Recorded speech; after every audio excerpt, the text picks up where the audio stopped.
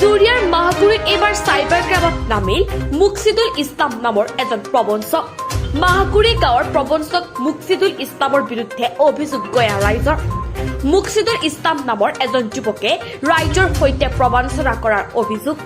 ক্ষোভিত ৰাইজে একত্ৰিত হৈ জুৰিয়া থানাত অভিযোগ মুকছিদুল ইছলামৰ বিৰুদ্ধে। অভিযোগ অনুসৰি বিভিন্ন চলাহী কথাৰে মুকছিদুলে আছাদুল নামৰ এজন দালালৰ সহযোগত শ শ পুৰুষ মহিলাৰ পৰা বেংকৰ পাছবুক খোলা আৰু চৰকাৰী আঁচনি প্ৰদান কৰাৰ নামত সংগ্ৰহ কৰিছিল ভোটাৰ কাৰ্ড, আধাৰ কাৰ্ড, পান কাৰ্ডৰ লগতে প্ৰয়োজনীয় নথিপত্ৰ।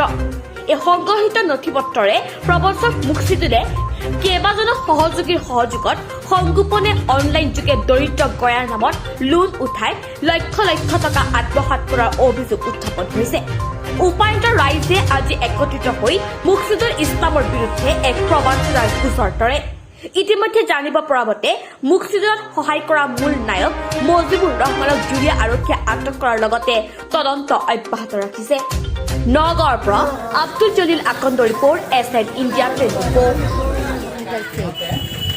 আপোনাৰ আধাৰ কাৰ্ড নিছিল? আমার আধার কার্ড কি কৈ নিছিল সি?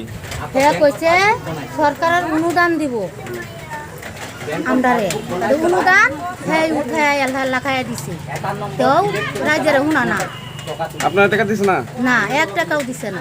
কেস করছেন? হ্যাঁ আজকে কেস করছেন? কেস করবার চাইছিলাম।